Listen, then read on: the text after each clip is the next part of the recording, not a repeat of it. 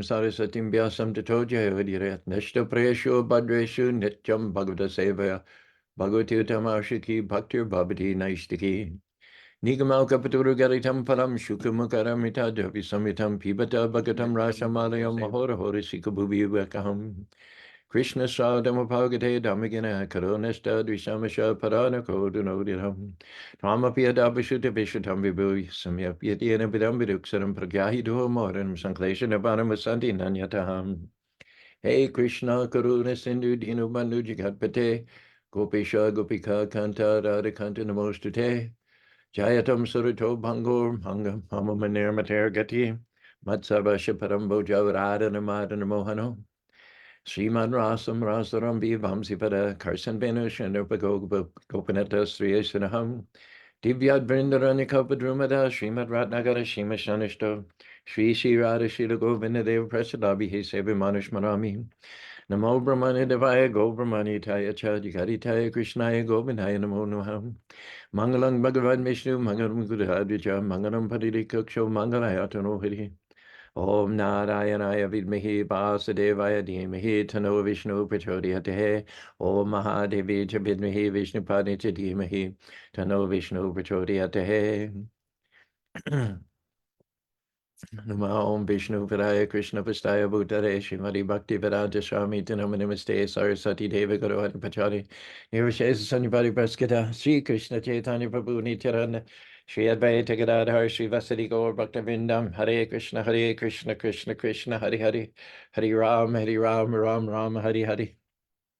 This program is starting out a very interesting way on this Transcendental Tuesday.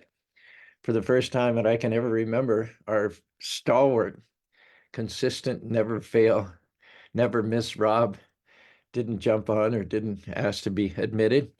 On the other hand, more than compensating for that is Brent checking in from Ho Chi Minh City in Vietnam. All right, Brent, how's the internet connection over there? Good. And another question that arises, what time would it be? I imagine if it's early morning here, it'd probably be late night there. Brent's taking he took, I don't know if he's still with the group or whether he's gone off on his own to do some touring, but he took a group from Utah Valley University as part of the Studies Abroad program to India, and I believe they visited Govardhan Village among other places. 8:30 p.m. No, apparently that answers the first question too. The internet connection is pretty blazing fast as well. I hope you got some posts. You haven't been posting during your trip, but I hope you amassed some pictures and some insights that you're going to share with us some or other. Britta's also from a closer location. Britta's checking in from Ogden. That's a distant part of Utah, but it doesn't compare in terms of distance with Ho Chi Minh City in Vietnam. All right, well, I've got two absolutely brilliant people on board, and let's just forge ahead. We've got all the audience that we could possibly imagine or possibly pray for. I just hope that I have some insights that will make you think it was worth it checking in all the way from halfway across the world and from way up in the northern part of the state. So we're talking about self-deception. I did a search yesterday on the internet for self-deception, and I was amazed at everything that came up. I just took a little bit, I just looked a little pinch. If we're going to continue on this topic, I feel that we could actually parlay this self-deception theme into several sections, because it just seemed like there was a massive amount of material there on the internet, and that's appropriate. That's proportionate, because massive amounts of people have a massive tendency towards massive self-delusion. Here's an example that Armorender gives to illustrate how little we know ourselves, or how we think of ourselves in a wrong way. We think that we're the opposite of actually we are. If you ask people who are familiar with the characters from the Mahabharata, this theoretical question, are you more like Duryodhone or are you more like Yudisthir? You ask that to your average Tom, Dick, and Harry, Sudhir, Jayesh. I think it's safe to say that most people would say they're more like Yudisthir than they are Duryodhone. I think we can all agree that would be the most often answered. Nobody's going to say, well, I'm more like Duryodhone than Yudisthir. And yet, what happens when you start chanting Hare Krishna? Srinvatam Shah Katha Krishna Panyasava Ridandashtu Abadini Viduna Tisaritzadam. Shukadeva Goswami says, beginning with the process of hearing and chanting, Srinvatam Shah Katha Krishna, name, form, paraphernalia, pastimes of Krishna. The result is that the heart becomes cleansed. Dirty things get dislodged. When you go down in the basement with a mop and a bucket and a broom and some scrub brushes, first thing that's going to happen is there's a lot of dust and a lot of crud going to come up. It's going to be uprooted. It's going to be dislodged. And the atmosphere is going to get thick. It's almost going to be like it was worse than it was before you started to clean. You've made it more dirty. That impression will be given. So when you begin to chant Hare Krishna and the impurities begin to arise, we start to get a more accurate assessment of the state of our hearts, where we're at temperamentally, emotionally, spiritually, with regard to character, with regard to integrity, with regard to transparency. And we realize we're not as good as we think we are. And when we're upset, here's a corollary principle. In the same way that we're not as good as we think we are, here's a corollary principle. When you're upset, you're never upset for the reason you think you are. So we're going to talk more about this theme of self-deception. The more one becomes advanced in spiritual life, the more the deeply seated impurities become dislodged. And don't forget, we're talking a backlog of hundreds, if not thousands, of previous lives, patterns of behavior that have reinforced encrustation, that have layered upon layer upon layer of dirty lust, anger, self-deception, greed, envy on the heart for many, many births in the past. We have two parrots here, two male macaws. There's Pedro, he's a blue and gold macaw, and then we have scarlet macaw, Oscar. And they get along okay. They'll sit side by side on a perch for hours and hours. But as soon as I come up, or somebody that they have a shared affection for, they don't share. They don't have a concept of sharing. They immediately lay into each other. Like they start attacking each other with their beaks and squawking. You know, it's a big, big hullabaloo. So they're as well behaved as they can be, or as well behaved as they appear to be. As soon as there's something that they mutually want, then instead of cooperating and sharing and dividing, the acrimony, the competition, the fighting, the friction, the confrontation immediately kicks in. Neither one of them hesitates. Neither one of them thinks for a moment, is there a better way? Is there a higher path? They immediately lay into each other. The lamas also. I remember I knew this for many years. We raised lamas since the late 80s. So I knew this. I saw it every day. But one year we went up to near Flathead Lake in Montana to meet with an older couple who were really good at breeding llamas, and we bought a couple of males, and they hosted us overnight. And he said several times to us, llamas don't share. Llamas don't share. And I realized I'd seen that in action hundreds of times. If there's food, the llamas will not share. Even if it's twice as much food as a llama can eat, you'll never see a llama eating on one side of the pile and another llama eating on the other side. The one llama, which is more dominant, will spit the other llama away. He'll eat his fill. He'll walk away, and then the second llama can approach and get what's left over. But you'll never see llamas sharing, acting in a saintly fashion. They'll always be confrontational whenever there's a conflict of interest. So it is said that we're not who we think we are, and when we're upset, we're not upset for the reason that we think we are, because self-deception is defined as the problem of not knowing that you have a problem. Self-deception is defined as the problem of not knowing that you have a problem. If you don't know that you have a problem, then it's not possible to change it. It's not possible to change it. We talked yesterday about Socrates. The Socratic method was to question everything. Now, the most commonly accepted premise is that I'm a good person.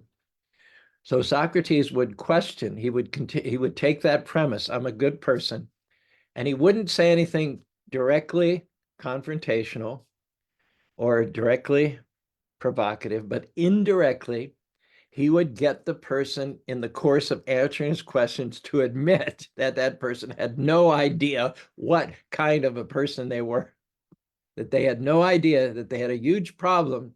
And the main problem was that they're unaware of the problem.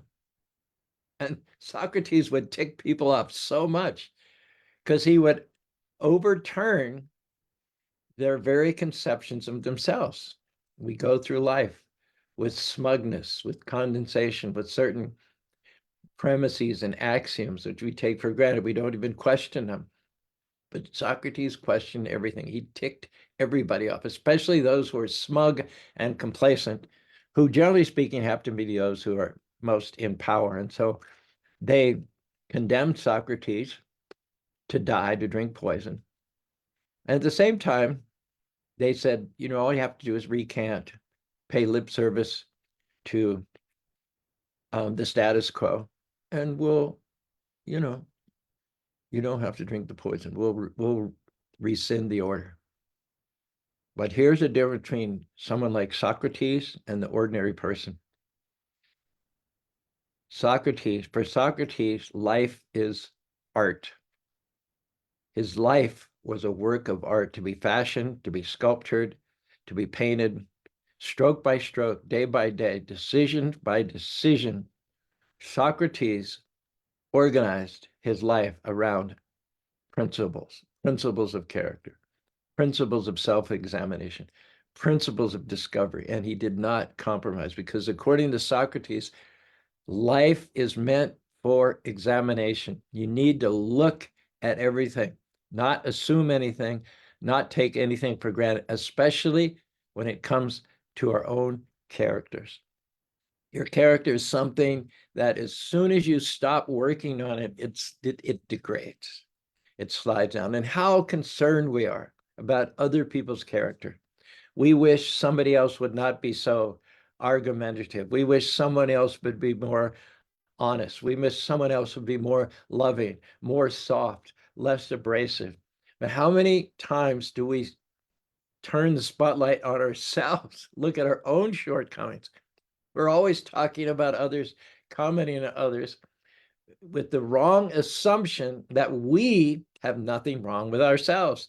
We don't have a problem, and that becomes our biggest problem, that we're talking, thinking, criticizing, commenting, gossiping on other people, completely overlooking the elephant in the room, which is that you got a long way to go, baby. And as long as you're diverted and distracted by other people's shortcomings, your character is getting less. Your character is eroding, whatever it may be, or whatever state it in. You're losing ground. Unless you're advancing, unless you're putting aside attachments, you're making headway against lust, anger, and greed, then the inevitable fact of the matter is that lust, anger, and greed are making headway towards you. I remember we lived in Los Angeles for 10 years, and I used to go every Saturday morning with a bunch of guys into Griffith Park, and we'd run 10, sometimes 20 miles through the park. It's a great place to run. You didn't have to run on any concrete or asphalt. Everything was dirt trails, or 200 miles of trails in Griffith Park, and a lot of hills. And eventually, at some point, we would almost always arrive up at the observatory, from which you get a nice view of Los Angeles. The Hollywood sign is just over to your right. So that running club, we had a T-shirt. It said, "When in doubt, go up. When in doubt, go up." And I remember another T-shirt that I ran across, a gym motto. It said, there's no such thing as saying the same. There's no such thing as staying the same. You're either advancing or you're allowing yourself to get worse. This is an important principle to hold in your mind. If you're not moving forward, you're not staying the same. Staying the same is not an option. Treading water is not an option. You need to either be moving towards your goal, or if you're not working consciously and in a focused way towards becoming a better version of yourself, towards becoming the kind of person that God created you to be, then you're allowing yourself to become the kind of person that God didn't create you to be. It didn't create you to be. Okay, so let's start with a story. This is one of the many examples, illustrations that are out there about self-deception. Okay, so let's start with a story, and after the story, we'll talk about what self-deception is, and we're going to talk about how to notice that you're doing it and how to get out of self-deception so you can see problems clearly. So what does self-deception look like? Okay. We got a really good example on our political field right now. We've got Biden, you've got Trump. And I'm not saying Biden is a saint or Biden has all the answers. But the alternative is a man who was convicted by a jury of his peers, not one or two, but 34 counts of felony. He's got any number of other court cases facing him. His main hope of escaping prosecution and conviction is to become the president of the United States, from which position he can pardon himself and his cronies. He's been married 3 times, and during each and every marriage, he's cheated on his wives, and the 34 felony convictions recently show how he even paid hush monies to porn stars to cover up.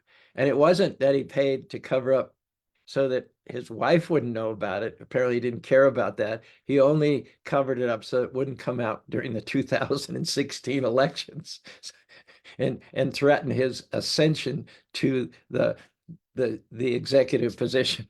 So here's a man who doesn't know the difference between truth and falsity. He doesn't know the difference between honesty and dishonesty. He doesn't know the difference between faithful to your spouse and being unfaithful to your spouse.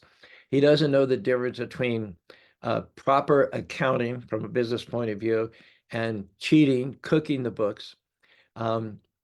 He has openly said that if he gets a second term in office, he will go after anyone who doesn't agree with him, seeking to accuse them of treason or put them in jail or implicate, as tyrants of the past have acted, even perhaps executing them. So this is a man who's obviously vicious, he's mean, he's unprincipled, and he sets the tone to bring those negative qualities out of other people so that they don't have to face their own shortcomings. They don't have to look at themselves closely. They can simply skirt the whole issue, sidestep the whole essential principle that what we're here for and what we're supposed to do by blaming on other people. It's all about blame. It's all about blame. Going back to Socrates, Socrates saw that this is the main purpose of the human form of life. Art is long, time is fleeting, our hearts so stout and brave, still like muffled drums are beating funeral marches to the grave. Think about what this means. I think this is Wordsworth. Art is long, time is fleeting.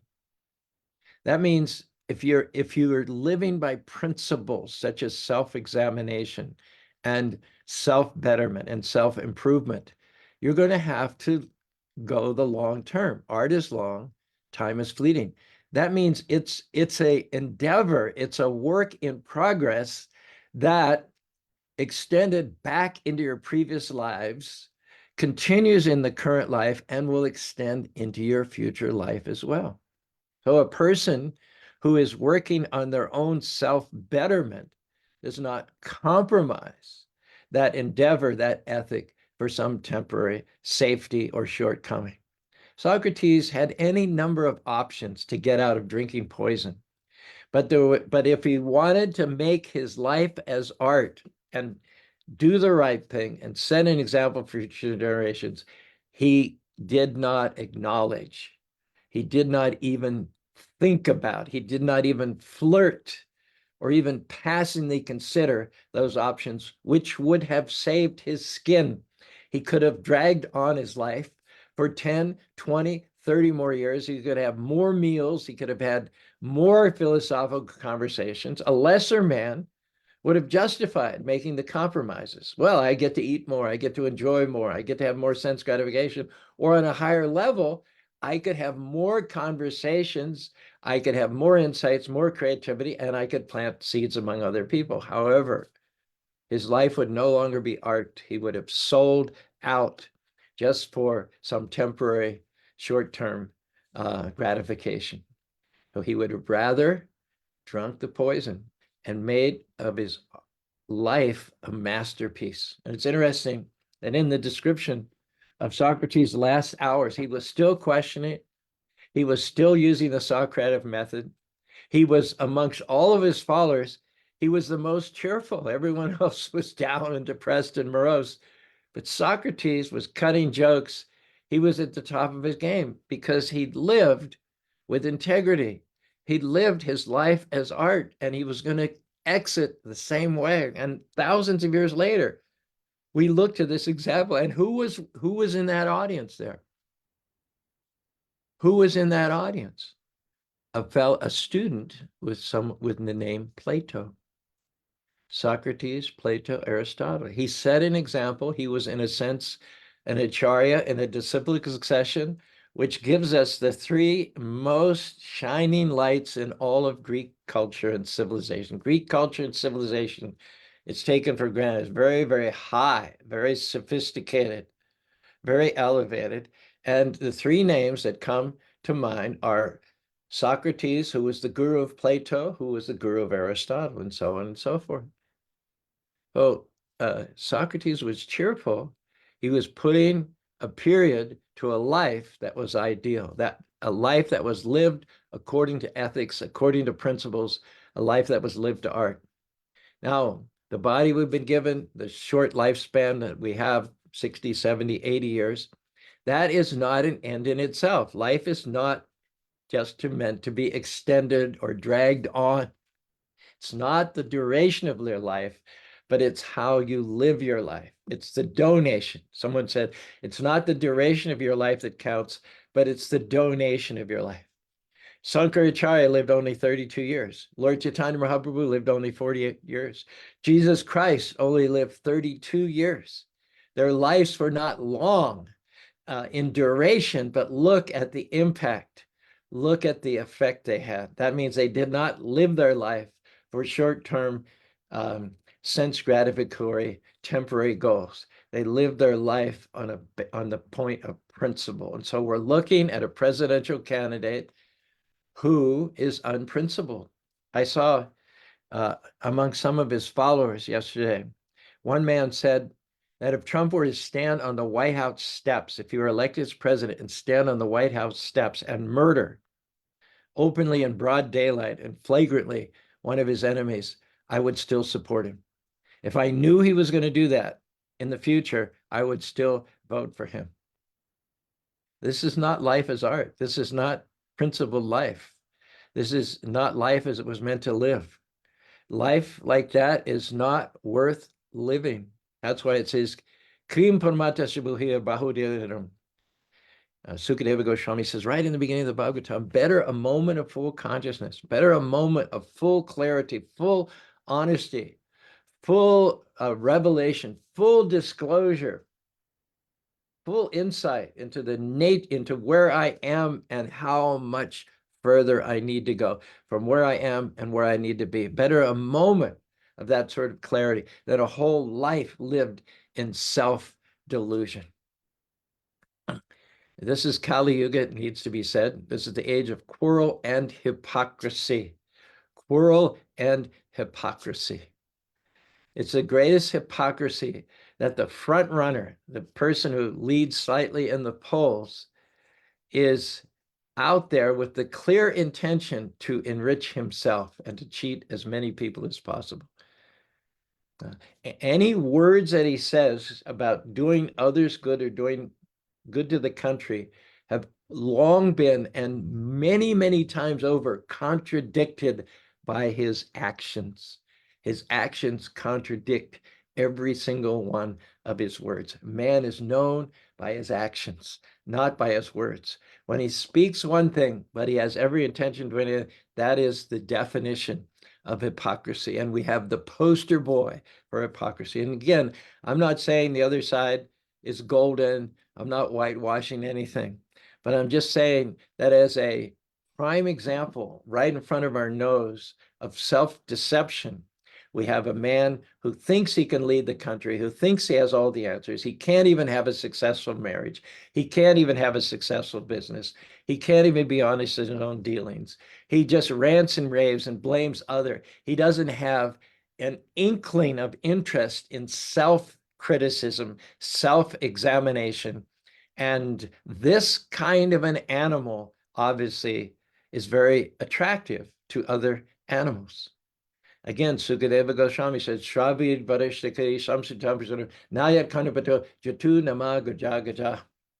Says in the jungle, all the animals, like the camels, the horses, the asses, the donkeys, the pigs, if the animals were asked to vote, to cast ballots for a leader, if a leader of the animals in the jungle were to be democratically selected, who would they vote for? The ass would vote for the biggest, nastiest, meanest, strongest ass. The boar would vote for the biggest, strongest, most selfish boar. The camel would vote for the biggest, selfish camel. The smaller animals would vote for the bigger animal. And in nowhere in all of this is progress, is the function of character. Take a moment out to quote that entire poem. I believe it's by Wordsworth, or it might be, no, Psalm of Life, I believe, Longfellow. Tell me not in mournful numbers, life is but an empty dream. For the soul is dead that slumbers. See, the soul is dead that slumbers, and things are not what they seem. Here the author has his finger right on the issue. Tell me not in mournful numbers, life is but an empty dream. Most of the people that we're talking about aforementioned do not believe in the soul, do not believe in the continuum of life, do not believe in self-perfection, do not believe in progress, do not believe in past life, do not believe in a future life. They are the eat, drink, and be merry, for tomorrow we die category of people. They're not even concerned about leaving a legacy for their children. They're willing to prostitute, to exploit the environment, to sell our conservative national park areas and public lands for oil exploration and for mining, not even concerned with leaving a viable environment for their grandchildren, what to speak. All they want is squeezing as much as they can out of the environment, out of their fellow human beings during their short, miserable lifespan. So therefore, from hundreds of years ago, this is very, very accurate. Tell me not in mournful numbers, life is but an empty dream, for the soul is dead that slumbers. Socrates would rather die than compromise his principles. The soul is dead that slumbers, and things are not what they seem. We're victims of our own individual and collective mass deception. Not enjoyment and not sorrow is our destined end away, but act that each tomorrow find us further than today. These words are so telling. Not enjoyment and not sorrow is our destined end away, but that act that each tomorrow find us further than today. In the blame game, in pointing all the fingers, we've completely overlooked this essential principle, but to act that each tomorrow find us further than today. Actually, the mass movement is not being further than you were today. It's being more backward than you were today. We're not moving forward, we're moving backward because of a lack of self-examination. Not enjoyment and the sorrows of this and but act that each tomorrow find us further than today. Trust no future, have a pleasant. Let the dead past spare the dead. Act in the living present, heart within and God overhead. Art is long, time is fleeting, our hearts so stout and brave, still like muffled drums are meeting, funeral marches to the grave. And this is one of my favorite verses. In the world's broad field of battle, in the bivouac of life, be not like dumb-driven cattle. Be a hero in the strife. It was Gordon Hinckley who wrote the book stand for something. If you don't stand for something, you'll be knocked over by anything. If you don't stand for something, you'll be taken in by anything. Barnum and Bailey said there's a sucker born every single minute. And then the poem winds up by saying the lives of great men like Socrates who sacrifice for principles. The lives of great men all remind us we can make our lives sublime. What we're making our lives now, rather than sublime, is sordid. Failing to accept the responsibility to make your life sublime, your life becomes sordid. The lives of great men all remind us we can make our lives sublime and departing leave behind us footprints in the sands of time, footprints that perhaps another sailing over life's solemn main. A forlorn shipwreck, brother, seeing shall take heart again. So the sad fact is that with mass deception comes mass destruction. Like lemmings, their leader is blind. The leader shouts out, everybody I can see, follow me. That's a lie. That's a falsity. The leader cannot see, but because everyone else is blind, they can't see that he can't see. They can't see that he can't see. So they misdirect their trust to the big liar, the big cheater, the one who shouts the loudest and who lies the most long.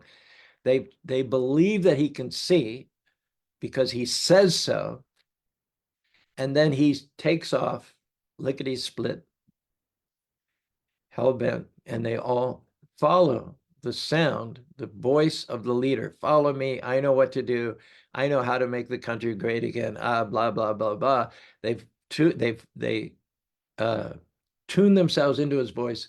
He goes over a cliff. They all go over a cliff. So mass deception ends up as mass destruction. And the lemmings, they're never described as crawling over a cliff. They're never described as walking over a cliff. They're not even described as jogging over a cliff, but they're sprinting all out. Even if my leader were to be seen on the steps of the White House in broad daylight committing murder, I would still following him. If that isn't galloping to your destruction, I don't know what is. Prabhupada said that in Kali Yuga, if you tell the truth, if you're an honest person of integrity, people will beat you with sticks. They'll malign you, they'll make up stuff. And how many tools do we have to catalyze, to precipitate self-deception? We have AI, we have Photoshop. Nowadays, people can't even tell the difference between Facebook posts, which are totally manufactured, between images and videos, which have been doctored, and those which are reflective of the real thing.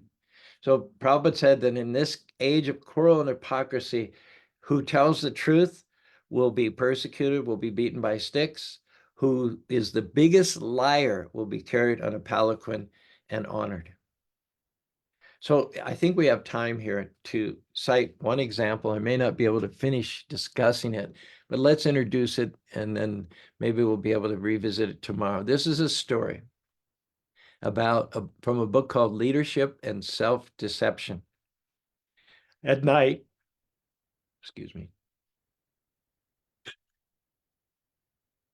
at night, a husband and wife are sleeping. The baby in the other room starts to cry and the husband wakes out. Now his husband's first thought, I should get up and take care of the baby before he wakes my wife. After all, she works hard all day and she needs all the sleep she can get. That's his first thought. That's a good thought. That's coming from the Spirit. That's the prompt of the Lord within the heart. Now, the problem is he doesn't act on it right away. On the heels of that excellent, high-minded thought, he should just get out of bed and do what the thought prompted him to do. Problem is, This is where self-deception kicks in. It's the second thought.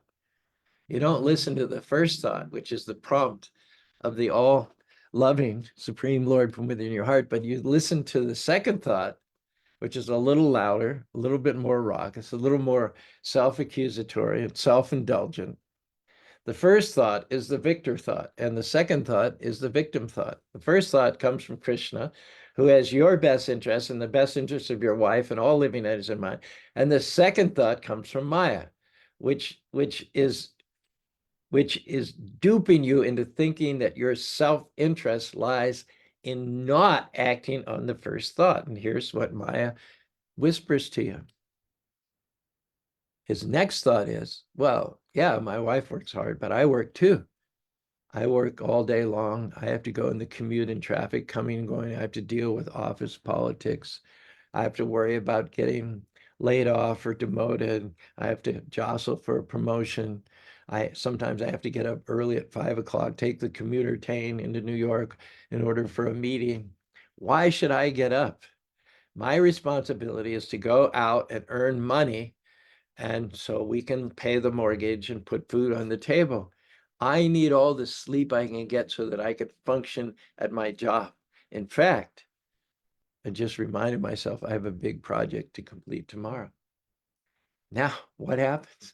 Because he's hesitated, now he's completely in the grip of Maya. He's completely in state of self-deception.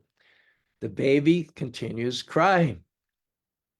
Now, on the heels of his first thought, it wasn't his thought, it was Maya's thought, he's starting to think, why doesn't my wife get up and take care of the baby? Doesn't she care about me? Doesn't she realize that I need my sleep? Okay, I know that she's awake. I know that she's heard the baby. I know that she's no longer sleeping. I can sense it. Why is she not getting up? She's being lazy. She's trying to fob it off on me, pretending that she's sleeping. What's his next thought? Now he's starting to be upset. But you see, he's upset for a reason that he's really not upset for. He's really upset because he didn't act according to art. He didn't act according to principle. He didn't act on that first prompt, which would have been the right thing to do, the compassionate, the sensitive thing to do. It would have been good for the baby. It would have been good for him. It would have been good for his wife. It would have been good for the office. It would have been good for the meeting that he's going to have later on in the morning. But his real reason of being upset is that he did not take steps to become a better version of himself. That's the real reason he's upset. He's frustrated because he's not doing what he was created to do. But now he's blaming his wife. He's diverted the guilt and the blame and the recrimination on his poor wife, who also works hard all day, who deals with the baby 12 hours a day and might want just a little bit of break, might appreciate his making a small concession once during a day to get up and take care of the baby. So they're both up there. God knows what they're thinking about each other. And in the meantime, the baby's sleeping in his poop, who knows? So the husband is upset towards his wife. Now, if you ask him, why are you so upset to your wife? She didn't do anything. She worked hard to the baby all day. She's sleeping. She didn't do anything to challenge you or undermine you. If you ask him at this point why he's upset, he say it's because my wife didn't do her job. The real reason he's upset is because he didn't do his job as a loving, compassionate spouse and father, as a person who's going through life trying to make progress in terms of character, trying to make those sacrifices in the interest of compassion, in the interest of sensitivity, in the interest of love. He started out properly because the first prompt was from the supersoul. He had an impulse, a desire, a sentiment to help her, but then he listened, he shifted, and he listened to the second voice that came in, the voice of self-deception, which is a voice of Maya. And now, at the end of that, he's feeling bitter, angry, And he actually is believing that his poor sleeping wife is mistreating him, is disrespecting him, is dishing him. So this is self-deception. It's how you subtly convince yourself that when you're doing something wrong, that self-deception means that you're telling yourself it's right. You had a chance to be a victor by getting up and taking care of the baby and giving your wife a break, but you dropped the ball and now you're playing the victim card. Oh, poor me. Everybody's against me. Even my wife doesn't support you. We segue into nobility, into detachment, into compassion, concern, respect. And in the next moment, we're in blame, minimization of the other person's role, denial of our own higher self. A whole bunch of self-justifying tricks invade the mind to help us feel a sense of self-vindication. And yet at the same time, while we're blaming others on our own unhappiness, we feel stuck, we feel trapped, we feel angry, we feel hopeless, we feel like we're victims. Now, when you're in this state of self-deception, it's a very tricky problem to address because your subconscious is going to do everything you can to stay there, to stick there in that niche. You can't see the real problem. You don't even want to see the real problem. Unless you see the problem, you can't begin to solve the problem. But on some instinctual level, we know that it's going to take some work. It's going to take some effort to solve the problem. So in order to avoid the effort it would take to solve the problem, our subconsciousness works overtime to help us not see the problem. But if we're even a little bit honest with ourselves, we'll say that's not working. That self-deception doesn't work. You can only dodge it for so long because you're digging yourself into a ditch. You're becoming more and more frustrated, more and more unhappy. This ends in alcoholism. This ends in self-indulgence. This ends in sitting for hours and hours in front of the TV. This ends in midlife anxiety. This ends in ulcers, depression, anxiety, existential frustration. And then in that state, an unfulfilled state, how often do we fly into a rage when our wife suggests that we need help? We've deceived ourselves to such a point we think everybody is conspiring against her. We scream at her, I work hard all day. I don't have to get the baby. I drink just to deal with you, to put up with you and the baby and all your demands. That's why I drink. I don't drink because I chickened out of my own destiny. I don't drink because I'm too much of a coward to become the person that God created to be. I don't drink because I'm not willing to put in the work to become a better version of myself. I drink because of you. I drink because of the stress of my job, which I'm very good at, incidentally. I'm a good person. I'm a great person. At the office, they say I'm a superstar. You're the problem. You don't respect me. You don't support me.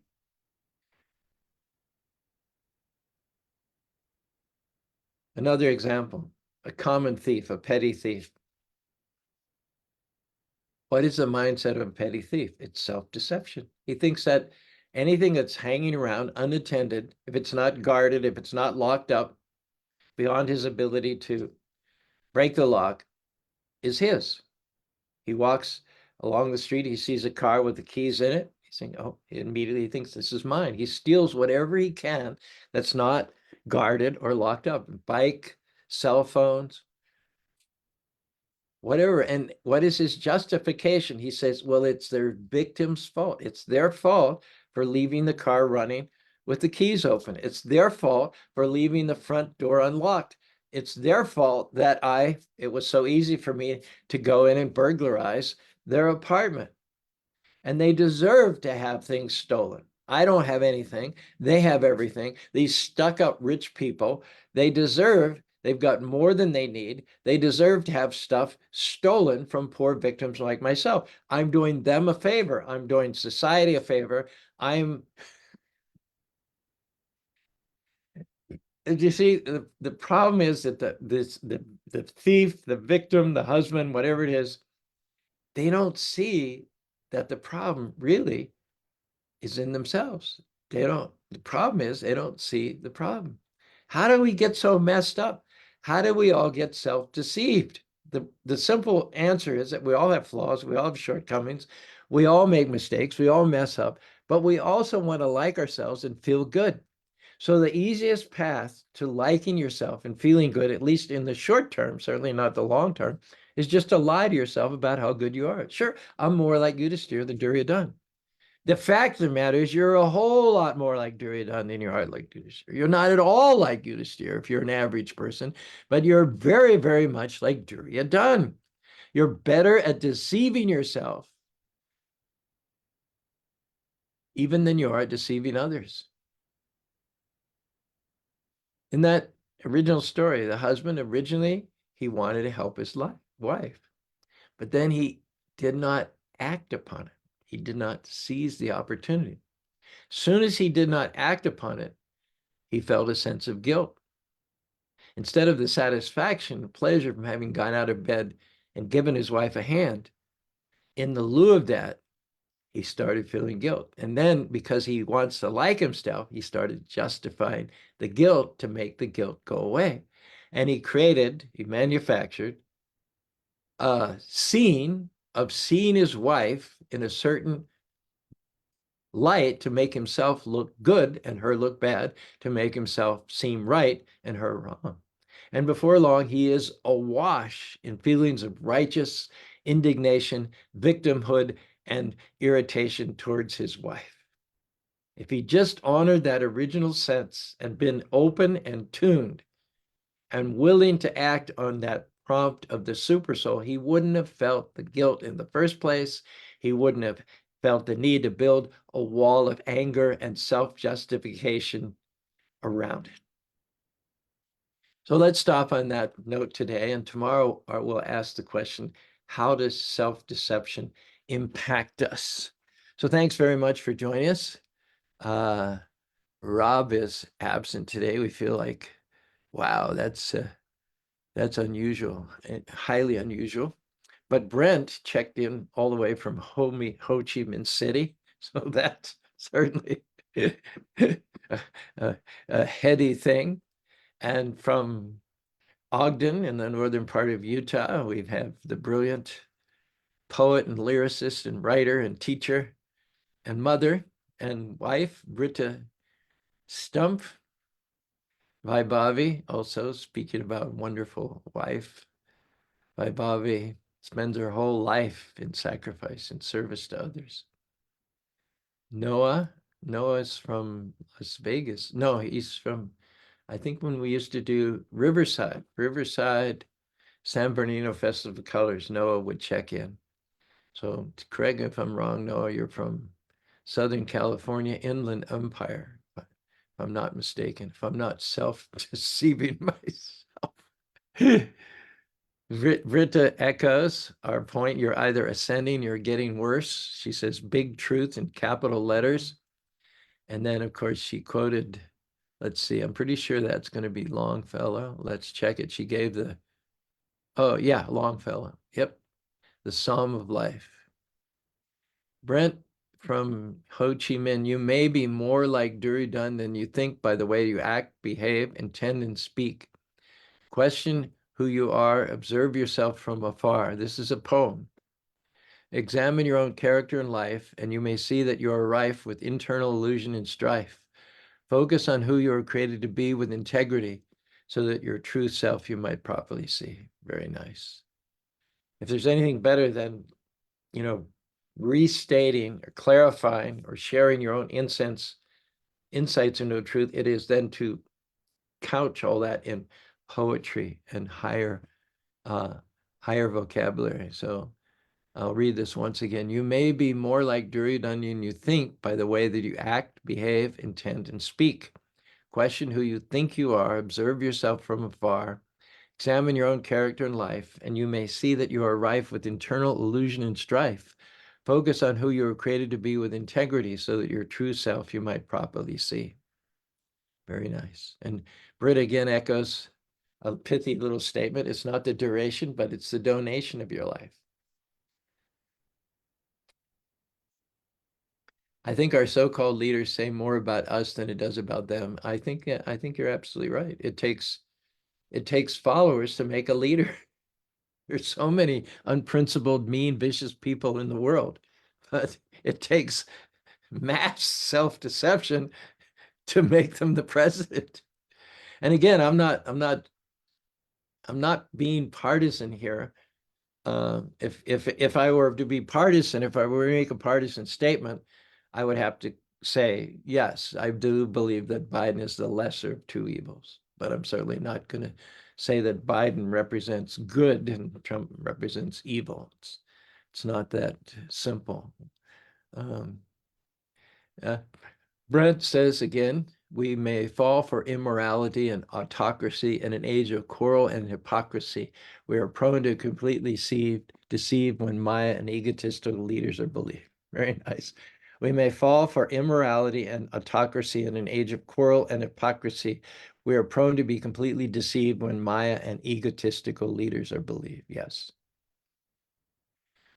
Britta says frustration is just about not living your purpose. And underneath that, a counselor I've listened to said the root of all addiction is self-pity. That's true. We have a lot of people in recovery coming here, a lot of people in recovery. And it is at the basis of addiction is self-pity, victimization. By feeling sorry for yourself, you justify your rotten actions. So true. Wow, we've turned up a lot of responses here. I'm really pleased. We're not going to get Rob's takeaways, but we're going to get plenty of nuggets from Brent and Visser. Brent says, just try to be the good guy when you hear the baby. Don't play the victim game to inflame your own ego to your shame. Don't try to, just try to be the good guy when you hear the baby cry. That's got to be our takeaway. All through the day, tell yourself, just try to be the good guy when you hear the baby cry. That's it in a nutshell. Try to be the good guy when you hear the baby cry. Even if you're not married, even if you don't have a young child, still, you can apply this broad principle across the board. Just try to be the good guy when you hear the baby cry. Yes, Noah confirms he's from Apple Valley, which is just north of the Inland Empire. He says, I have a good memory. I do have a good memory. I work on it every day. Good to hear from you, Noah. Say hi to Dr. Nanda, who built that wonderful temple there in Apple Valley. Last but not least, Britta says, true, your talk is so spot on to my life right now. It's spooky. So I have to remember myself right now that I'm just the conduit. That's all.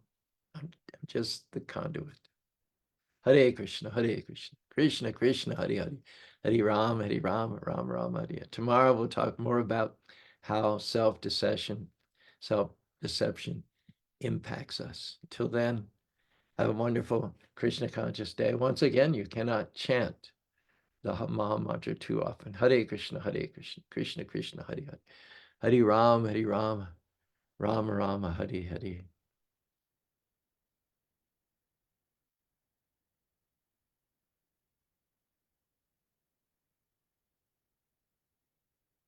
I forget how you end these talks. What if I just exit from Zoom? Oh, here we are.